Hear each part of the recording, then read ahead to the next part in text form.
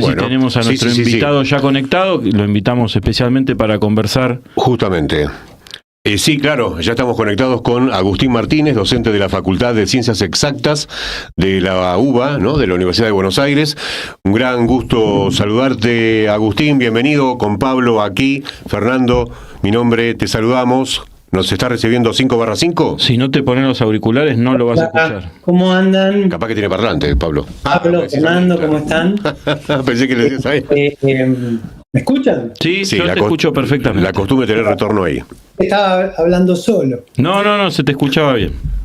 Bueno, bienvenido, ¿qué tal, Agustín? Esto de que arrancó un poquito tarde el programa me permitió estar desde el principio, porque recién vengo de las facultades sociales, donde hubo una asamblea de alrededor de 200 personas que me permitió hablar y les pude contar a toda esa asamblea lo que está pasando en Exactas, que es un poco lo que voy a contar acá también. Vengo de una seguidilla de entrevistas, asambleas, no solamente en Exactas hay asamblea, cada 2 días hay una asamblea y todos los días hay algún tipo de reunión departamental o cualquier tipo de reuniones por materia de todo tipo, porque estamos de paro desde hace 8 semanas. Desde el 16 de marzo, que era el momento en que tendría que haber comenzado el cuatrimestre, que comenzó en la mayoría de las universidades nacionales, en Exactas empezamos a votar un paro que se fue renovando por asamblea, y que hoy continúa. Ya estamos en la 8ª semana, eso significa que estamos a mitad del cuatrimestre, porque el cuatrimestre tiene 16 semanas.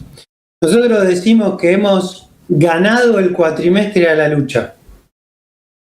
Quiere decir que todo este paro nos permite abocar toda nuestra energía a acciones de lucha. Por ejemplo, mañana hacemos clases públicas en Plaza Italia. A las 17 horas marchamos en una marcha antorcha desde Plaza Italia al Polo Científico. El lunes hacemos una asamblea de interclaustro de toda la facultad y después nos quedamos a dormir en la facultad a hacer una toma. Al otro día, a las 10 de la mañana, hacemos un corte en la autopista Cantilo, que ya está votado en la asamblea del centro de estudiantes. Y después nos vamos toda la marcha. O sea, ese es el ritmo que tiene haber ganado un cuatrimestre de la lucha. Quiero decir algo que ya seguramente hemos dicho bastante, que hemos escrito en Política Obrera. Hemos hecho una crítica muy fuerte a la estrategia parlamentaria, inicialmente la estrategia judicial, todo ese camino, esa peregrinación que ha hecho la ley, que fue votada 5 veces en el Congreso, 4 veces y una vez más en el presupuesto cuando la quisieron dar de baja, la ley de financiamiento universitario. Luego hay 2 fallos cautelares de cumplimiento inmediato y ahora entra en la Corte Suprema definitivamente para dormir el sueño de los injustos. Para dormir definitivamente ahí todo lo que mi ley necesite. Todo ese camino es el camino liderado por el Consejo Interuniversitario Nacional, con Jacobiti a la cabeza, que es el gran referente de los rectores y próximo rector de la Universidad de Buenos Aires. Toda esa estrategia culmina el martes. Si uno lo escucha a Jacobiti, dice que él agotó todo, hizo todo lo humanamente posible, llegó a esto, ahora está en la Corte Suprema, ahora va en una marcha para que la sociedad se exprese a favor de la universidad, y la sociedad evidentemente se va a expresar, como decís vos, Pablo, es una marcha de los trabajadores, no solamente de la universidad, todos la sentimos así, ya la de abril 2024 se sintió así, eso se va a expresar, sin embargo Milei no va a cumplir la ley al otro día. Luego Jacobiti va a venir y va a decir, bueno, miren, hicimos todo este recorrido, y Milei no entiende razones, bueno, vamos a tener que volver a una nueva ley que él ya había acordado, de un 12% de aumento en cuota debajo de la inflación, que consolide toda esta destrucción salarial del docente universitario y que con la excusa de que, bueno, hay que salvar a los hospitales, hay que mantener prendida la luz de la universidad, y lo mínimo hay que cuidarlo, y los trabajadores tienen que soportar todo esto. Esa estrategia completamente agotada va a ser superada, está siendo superada por este camino que está realizando Exactas. Empieza con un paro por tiempo indeterminado, que incluye cortes y que va a incluir la toma de la facultad. Y esto dije hoy en las facultades sociales. Tenemos que tomar las facultades. Tenemos que explicarle a los docentes, a los profesores más conservadores, decirle, mirá, te vas a quedar solo acá, esto se va a vaciar. Lo que vos ves ahora como una foto es una película que va hacia eso. Esa película de Exactas está adelantada en el tiempo. Porque Exactas tiene ciertos departamentos, como el mío, Ciencias de la Computación, que ya recibió un golpe muy fuerte en toda la línea media de docentes auxiliares. Ya hubo grandes renuncias ahí. Porque el salario es muy bajo, porque la industria paga mejores salarios, porque universidades privadas están creciendo en ese tipo de carreras y incorporan docentes calificados. Entonces ya ha perdido toda esa línea media, entonces son los profesores de más alto rango en el departamento de computación los que más sostienen la huelga. No es el caso de otros departamentos donde los auxiliares chocan contra los profesores. Toda la facultad a su vez choca contra el decano, que habla directamente en contra del paro. Pero es una película adelantada. Computación es la película adelantada. Exactas es la película adelantada. La vanguardia de la vanguardia. De facultades. Sí. Tengo una pregunta antes de que se me pase, Agustín. Leí ayer, si no me equivoco, un comunicado del Ministerio de Capital Humano conducido por la innombrable, y perdón a la audiencia, Sandra Pettovello, ¿no? Perdón por el nombre, por no mencionarla. Un comunicado terrible que le echa la culpa a los rectores, que la plata ya fue girada, que es mentira, que no hay financiamiento, etcétera, etcétera. Lo habrás leído, es un comunicado extenso de Capital Humano. ¿Ustedes qué responden? Y la segunda pregunta que te hago, después le dejo lugar a Pablo, es si ustedes son el sector más dinámico de la UBA, ¿y qué pasa con el resto de las facultades? ¿Se acompañan o no acompañan? Esas dos preguntas. Bueno, vamos con la primera. Este comunicado de Capital Humano precede otros comunicados de Capital Humano. Este último hace referencia a un reclamo que se hizo esta semana, donde 3 directores de hospitales de la UBA hicieron una conferencia de prensa diciendo en 45 días estamos para cerrar el hospital. Porque no nos han girado los fondos específicos de los hospitales. Son fondos que fueron, digamos, definidos en el presupuesto, o sea, en otra ley, que no es la de financiamiento universitario, otra ley. A su vez, hay otra ley también, la ley de emergencia pediátrica, que también fue sancionada y demás, que derogaba un reglamento de residentes. Ese reglamento ahora es reflotado de forma ilegal, nuevamente, o sea, 3 leyes que son incumplidas en relación a la UBA. Como siempre, el Ministerio de Capital Humano y este gobierno, que es un gobierno, digamos, de fantoches, de corruptos, pero en una forma muy extrema y burda, con un lenguaje, digamos, soez, toda una cloaca. Lumpenes también, voy a tomar una palabra de Ramal y de Altamira, sobre todo de Ramal, en el acto de mayo. Lumpenes burgueses, así lo definió. Entonces, están completamente acostumbrados a decir cualquier mentira de forma abierta. Esos fondos no han sido girados y los hospitales efectivamente están al borde del cierre. No solamente, digamos, la UBA y las universidades nacionales, pero no solamente la UBA, tienen un montón de cosas alrededor. Hospitales, colegios preuniversitarios, secundarios, que están en una situación dramática, a veces mucho más que las propias facultades. Por ejemplo, el Colegio Nacional de Buenos Aires, el Pellegrini, los colegios, el Agrotécnico, los 4 colegios que dependen de la UBA, los docentes de esos colegios hace 2 años cobraban un 30% más que los docentes de los colegios de la Ciudad de Buenos Aires. Era como un pequeño privilegio trabajar en esos colegios. Hoy cobran un 30% menos. Entonces todos esos docentes rápidamente dejan sus horas en los colegios preuniversitarios y se van a trabajar a los colegios secundarios de la Ciudad de Buenos Aires. La pérdida de docentes en estos colegios es rapidísima, tiene una gran velocidad. Son lugares donde la fuga es muy, muy veloz. Pasa también en ciertos lugares de la universidad, como mi departamento, pero es dramático en algunos lugares. O sea, la situación es muy dramática. Jacobiti en entrevistas lo dice con todas las palabras. O sea, respecto del drama de la universidad, él no escatima palabras. Pero cuando se trata de hablar del paro, él dice, y lo defiende, que le va a descontar el salario a los trabajadores. O sea, cuando se trata de cómo salimos de esto, él defiende su estrategia con un látigo hacia los trabajadores terrible. Y esto de haberle descontado a los trabajadores que pararon es particular para los preuniversitarios, donde hay una pérdida mayor y donde hay una tendencia fuerte al paro. Ya lo hizo el año pasado, o sea, la amenaza que él hace este año es sobre la base de haber descontado salarios el año pasado en el Colegio Nacional de Buenos Aires. Y lo otro, Agustín, entonces... Es un choque de estrategias, sí. Sí, con respecto, también me interesaba saber, ¿no? Porque ustedes la verdad que están evidentemente a la vanguardia, pero ¿qué pasa con el resto de las facultades? Porque ustedes vienen parando sistemáticamente, creo que casi ni dieron clases, o no sé si me equivoco, pero ¿qué pasa con el resto, ¿no? De la UBA, ¿acompaña? ¿Cómo es la cosa?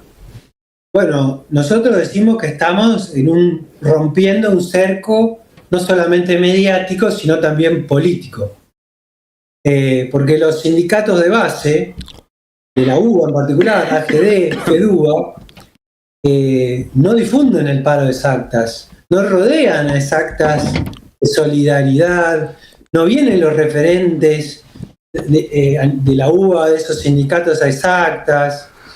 Toda la fuerza de Exactas va a contramano de todo el frente sindical y de los sindicatos de base que están atrapados en esa estructura. A su vez, todos los decanos, directores de departamento están atrapados en la estructura de Jacobiti. Todo el frente sindical es un furgón de cola de Jacobiti. Entonces, pese a todo eso andamiaje por encima de los trabajadores, asambleas de base por departamento, asambleas de base de estudiantes por materia, asambleas de todo tipo vienen discutiendo desde diciembre en algunos casos, no en comenzar el cuatrimestre. Para cuando fue el 16 de marzo, ya se habían manifestado un montón de asambleas de un montón de departamentos de no comenzar el cuatrimestre e ir un paro. O sea, es realmente un cerco. En las otras facultades estamos empezando a llegar. Esto que pasó hoy en sociales, que yo fui a hablar, un montón de ruidazos que hemos hecho en FADU porque estamos al lado de la Facultad de Arquitectura, Diseño y Urbanismo, exacto, estamos al lado. Hemos llegado porque nos metemos directamente, porque vamos con el megáfono gritando, porque hacemos ruidazos adentro después de cortar accesos a la ciudad universitaria. Empiezan a ver, pero si es por los sindicatos, yo le pido a la secretaria general de AGD, le digo, ¿podrían mandar un mail a todos los afiliados diciéndole, miren, Exacta está pasando esto? En nuestro sindicato AGD votamos en la última asamblea una consigna que era por un paro por tiempo indeterminado. Y la única facultad que lo está llevando a cabo es Exactas. Y no lo abrazan, no lo difundimos, ¿no? Es realmente una desorientación muy grande de parte de AGD. Eso no quita que yo mismo, que soy activista de AGD, que participo en la asamblea de AGD, que fui apoderado de la lista Sociales en Lucha en AGD, de la tendencia universitaria clasista, voy con la pechera muchas veces a las asambleas y otros activistas de AGD movemos y defendemos a muerte el paro. El sindicato, fuera de las Exactas, no nos está ayudando con todas las herramientas que tiene a mano. Realmente hace cositas, hay que empujarlo, y si llamás a esta marcha que estamos llamando de Antorcha, bueno, capaz que saco un flyer, capaz que comparto una historia. Realmente es de una pobreza de orientación, es de una falta de orientación. Todo eso implica un cerco, pero lo estamos venciendo con un trabajo de comisiones autoconvocadas, comisiones que se dedican a la prensa. Tenemos una comisión de toma y corte, porque hacemos una campaña fuerte para que del paro por tiempo indeterminado adoptemos también otras medidas de acción directa, como es la toma del lugar de trabajo, en nuestro caso la toma de la facultad, y el corte de ruta, otra medida de acción directa, que son herramientas históricas de la clase obrera que han sido probadas en la historia y que son las que ahora son las que nos quedan ahora que esta estrategia del SIN se ha agotado, ¿no? Te quería hacer una pregunta acerca del rol de los estudiantes en Exactas, porque bueno, evidentemente debe ser distinto de la general, pero digamos que el Consejo Interuniversitario Nacional salió del proceso electoral de los centros de estudiantes fortalecido, es decir, los centros que ganaron son los centros alineados en general con las gestiones o con los rectores o con el jacobitismo, si se quiere de alguna manera. ¿Cómo es la participación en Exactas del estudiantado? Entiendo que el artículo tuyo, que me pareció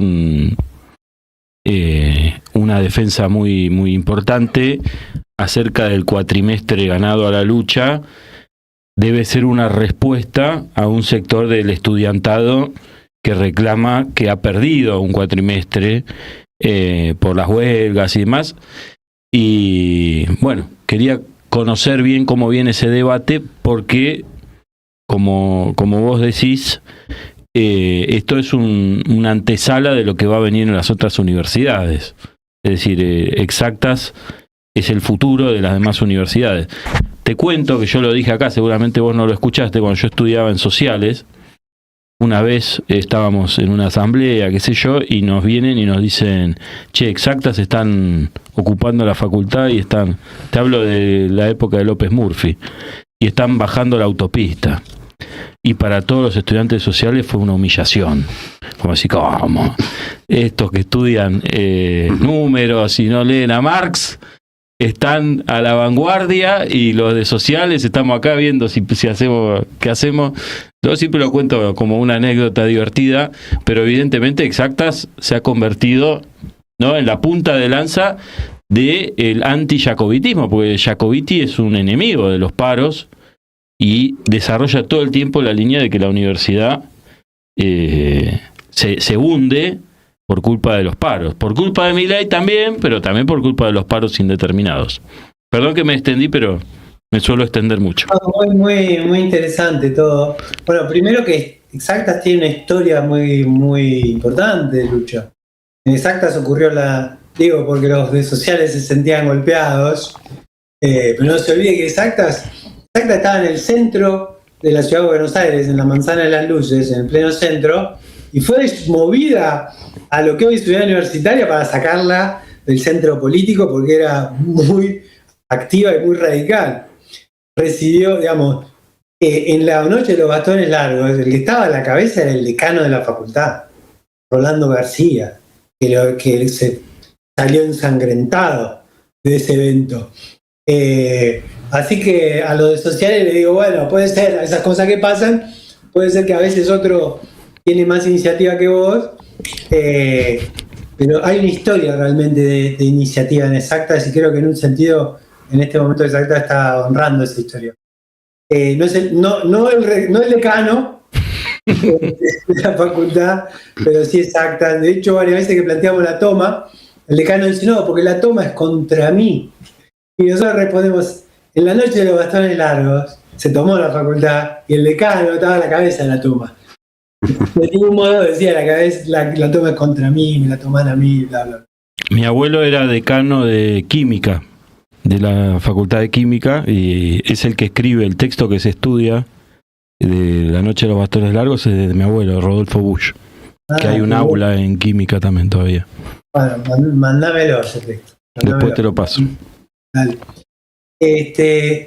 Bueno, los estudiantes, me preguntaste por los estudiantes de Exactas. Sí.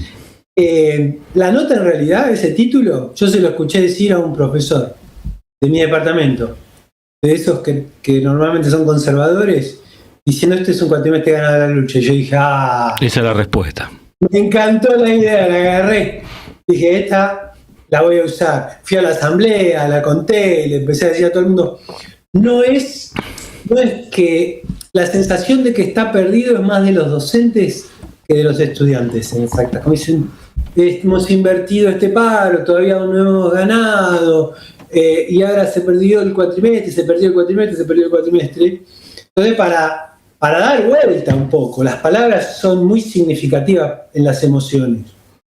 Para dar vuelta a esto, puede ser que el ciclo lectivo no se haya dado, pero no hablemos de perder el cuatrimestre cuando lo estamos ganando por una causa es necesaria, completamente, digamos, de vida o muerte. Sí, en los estudiantes hay una sensación dual. En Exacta está pasando que, como estamos de paro muy fuerte, hay muchos estudiantes que están pasivos, que no van a la facultad, que no están conectados con otros estudiantes, a través de otros estudiantes a la lucha. Entonces la ven muy de afuera. Es todo un desafío nuestro cómo hacer para integrar a esos estudiantes a actividades de lucha, ya que no hay actividades académicas. Hay muy poco, digamos, muy poca crítica contra el paro de los estudiantes. Sí, lamentos, sí, qué terrible, qué duro que es, no tener clases, retrasar la carrera y demás, también en los docentes. Pero no hay, y nuestro departamento de computación, yo hablo de mi departamento porque digamos, lo conozco más, el ser un departamento de orientación tecnológica, cuando ganó Milei, y nosotros hacíamos una crítica, tal vez en el aula, nuestros estudiantes nos miraban con una cara, yo voté a Milei, o sea, en mi aula la mitad lo había votado. O más. Tal vez más, pero ahora ninguno de ellos toma esa causa, desarrolla una militancia por Milei. Mira, están así. Hay una agrupación de Milei en Exacta, son poquitos, tienen un Instagram, no se presentaron a elecciones, y los de la Cámpora, que tienen la lista que ganó, armaron una lista que se llama Seamos Libres. No somos libres como ellos, no, seamos libres. La armaron ellos para que el distraído que quería votar a los mileístas vote ahí y le robarle algunos votitos a los de la Franja Morada, a los de Nuevo Espacio. Y entonces los mileístas de Exacta salieron enojadísimos a postear que esa no era una lista de ellos, que eran los kirchneristas, lo salieron a denunciar. En su pasión de que estaban armando una lista en nombre de ellos cuando no. Ahora, no sacaron ni un solo posteo en contra del paro. O sea, son activistas Exactos, son mileístas.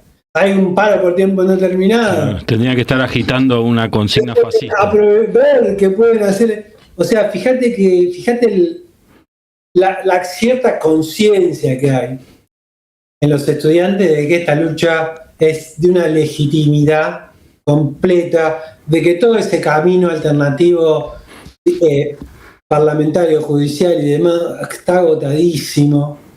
Y bueno, ahora es ver lo otro. Y esto otro tiene unos desafíos muy grandes de organización. Nosotros nos estamos encontrando con una huelga, una decisión enorme de ir a esta huelga.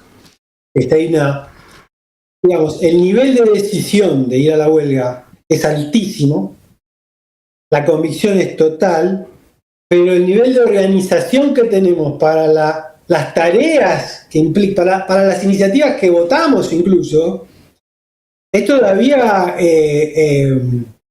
muy pequeño. Por ejemplo, todavía no hemos empezado, apenas se ha empezado a haber elección de delegados. Estamos planteando que haya elecciones de delegados por cada asamblea departamental y demás, porque hay que construir toda una estructura organizadora de esto. Todo eso habla de enormes desafíos que tenemos, y de, bueno, también el grado de rebelión. Eso es un síntoma enorme de rebelión. Cuando la decisión va tan por encima de la organización, quiere decir que es una rebelión lo que estamos presenciando. Agustín, Pablo, quiero compartirles lo siguiente, llegó un mensaje desde Santiago del Estero, una compañera mía de Radio Nacional, Valeria, está escuchando el programa, lo está viendo, y dice lo siguiente, te va a interesar, Agustín. Dice, ya que están hablando de universidades, te cuento que mi hija va a una escuela secundaria técnica dependiente de la Universidad Nacional de Santiago del Estero. Estudian para técnicos agropecuarios, o sea que de los fondos universitarios deben mantener ese establecimiento que tiene en la parte práctica de la cría de conejos, avicultura, caprinos, apicultura, vacunos, más los alumnos medio residentes que desayunan, almuerzan y cenan. Los residentes además cenan y permanecen de lunes a viernes en el campus universitario. Es decir, hay una inversión importante que mucha gente no sabe, no conoce y no tiene idea de todo lo que significa formar profesionales. Valeria, Santiago del Estero, mirá, nos están escuchando de esa provincia norteña. Buenísimo, está buenísimo el testimonio, o sea, claro. Esto que está pasando, como decía Pablo, excede completamente al universitario. Es un drama social, este ataque a la universidad. Y no, podemos pasar a, si quieren conversar, sobre cuál es la finalidad, a dónde va este proyecto de Milei destructivo, ¿no? Es una pregunta muy interesante. Nosotros cuando tenemos que hablar mal y pronto o rápido, decimos Milei la quiere hacer pelota, la quiere quebrar moralmente, que se vayan un montón de docentes, que estén en la miseria y privatizarla. Como que ese es el análisis, digamos, vulgar, más inmediato, el cotidiano. Natural, relativamente natural, porque Milei reivindica a Menem, entonces uno diría que privatista y demás. Pero en un análisis más profundo, poniendo en contexto el orden mundial, esta es una reorganización de la ciencia y la educación con los fines de la guerra. Quebrar moralmente al movimiento universitario, fugar cerebros hacia las universidades privadas, es la condición para organizar toda esa ciencia, toda esa potencia en torno a prioridades de la guerra mundial, una guerra de grandes proporciones que estamos presenciando, que se va extendiendo en el mundo, que tiene a Estados Unidos como el líder, el iniciador, el que tiene toda la iniciativa de la guerra, con Milei como uno de sus, digamos, perrito faldero, y quiere poner cierta ciencia totalmente al servicio de la guerra. ¿Qué ciencia? La inteligencia artificial, por ejemplo, ya está totalmente abocada a la guerra, tiene un gran financiamiento a través de la guerra. Las grandes compañías de inteligencia artificial de Estados Unidos ya han sido cooptadas por el Pentágono. Ha sido noticia que hay una compañía que puso, digamos, limitaciones a eso, que es Anthropic, la que tiene a Claude como inteligencia artificial, a su inteligencia, su producto principal es Claude. Anthropic, que ha puesto trabas y ha sido atacada por Trump, a eso lo pone al servicio de la guerra. La industria también al servicio de la guerra, una industria extractiva, completamente, digamos, desarrollar todo lo que es cuestiones mineras, búsqueda de tierras raras. Hay una cantidad de exploración minera a partir de esto que está pasando con la ley de glaciares en la cordillera argentina, en Catamarca, en todos lados, proyectos de exploración para ver qué van a hacer. Va a haber realmente un cambio también geográfico enorme en esos lugares, todo para poner a nuestro país al servicio de eso. Para mí es importante señalar esto ahora que, digamos, en un intercambio que uno tiene en esta oportunidad, que tenemos más tiempo. Muchas veces tengo entrevistas de 5 minutos, 8 minutos y demás. Cuando me preguntan rápido, hablo de la privatización, ¿no? A veces meto un bocado sobre eso, pero es algo que tenemos que desarrollar. Hay algunas notas que hemos escrito, pero es un tema muy rico para analizarlo en forma exhaustiva en nuestro periódico también, politicahora.com. Sí, hay otro tema que también tiene relación con la guerra, y que explica también lo de el enfrentamiento de Trump con la comunidad científica universitaria, que es que un gobierno que va a la guerra necesita instalar un régimen de excepción. Y para instalar un régimen de excepción, vos no podés tener una masa crítica universitaria que los rectores y los otros y hacen seminarios, y discuten y critican. Es decir, todos los gobiernos que derivaron en regímenes de excepción tuvieron grandes choques con la comunidad universitaria. Bueno, la Onganía, por ejemplo, arrancó con la noche de los bastones largos, digamos, decir, bueno, acá mandamos nosotros, se acabó la autonomía. Bueno, esto es la liquidación. Yo coincido con vos en esto de que quieren incentivar el desarrollo de la ciencia en función de la guerra y a la vez liquidar lo que es la masa crítica de la universidad, de la UBA, de las universidades del conurbano, que tienen una comunidad científica que puede hablar y puede opinar sobre el rumbo del país, de la guerra y demás. Quieren imponerle condiciones, acallarla y ponerlas a laburar, como dice Agustín, en función de la tecnología de la liquidación de la humanidad. Exacto, totalmente. Fíjate, ahí encontraste otra arista alrededor de la guerra. La necesidad del régimen de excepción para desarrollarla. Y el rol que tienen intelectuales, y naturalmente intelectuales, pensadores, las mentes más liberales y demás, que están muy arraigadas en la universidad. Muy bien esa lista. Para desarrollar la otra, la de la guerra, en exactas, los laboratorios han sido completamente desfinanciados, no tienen insumos, no tienen condiciones para desarrollar investigaciones.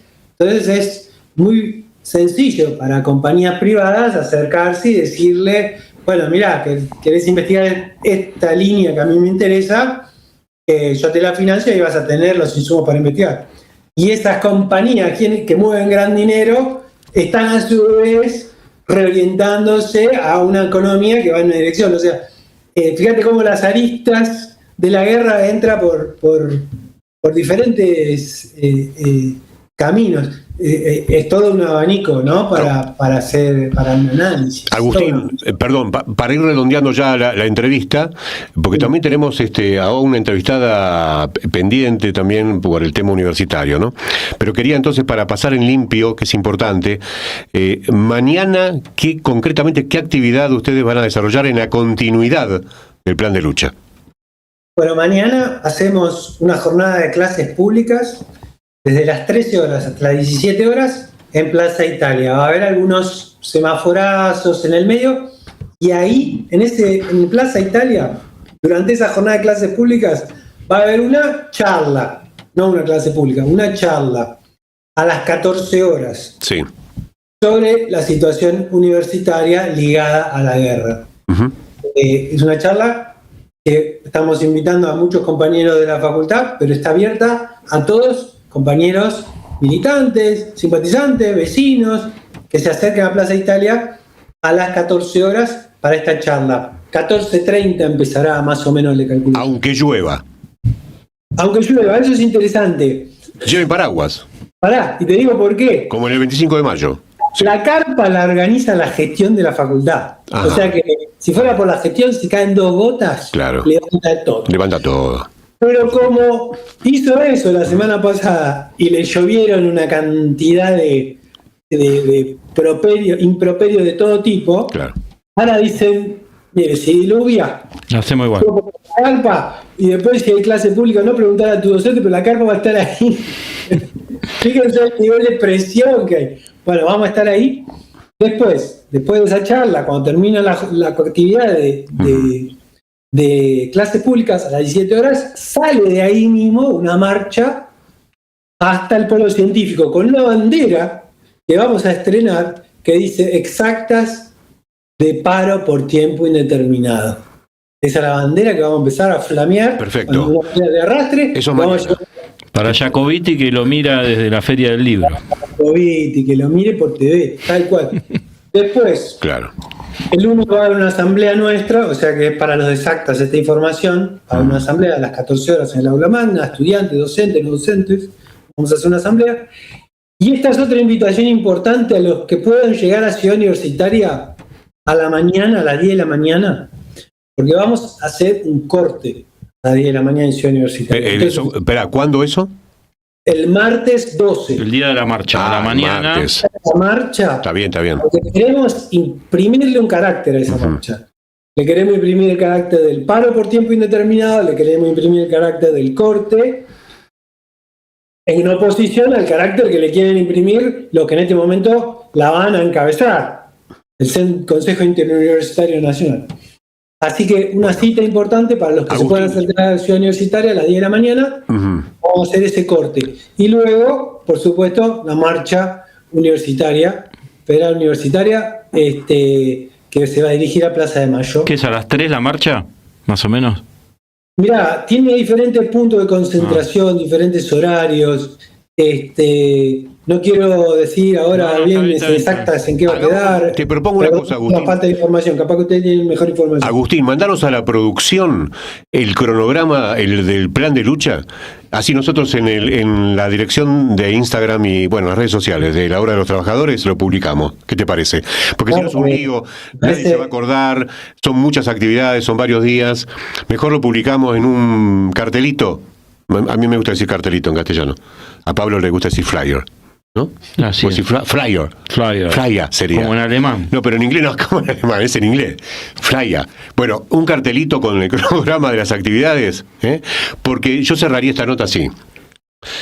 La lucha hoy de la clase obrera en Argentina exactamente está en la Facultad de Ciencias Exactas y exactamente en FATE, con la toma.